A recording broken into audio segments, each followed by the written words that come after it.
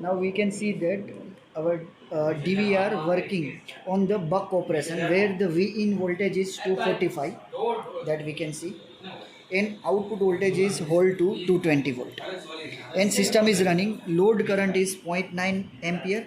You can see here also 0.9 ampere is there on the meter. So now we have connected load here. 220 volt is regulated in the meter, and the current one load bank is connected, so current is approximately 1 ampere. Now if I increase the current with the load bank, you can see load current is increased. Here you can see that load is increased, it become double. Voltage is still regulated to 220. Now we will again increase the load by this key. You can see load current is become double. Now 3.6 ampere current is there. So 3.6 ampere current is there. Here we can observe output voltage is still regulated. Now when further load is increased, then our overcurrent protection will be active.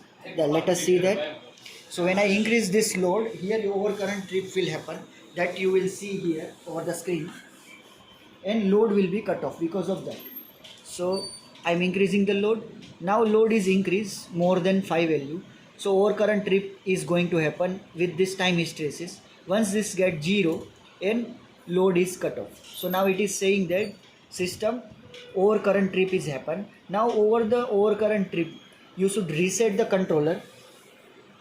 So we have reset the controller. We have again started the controller.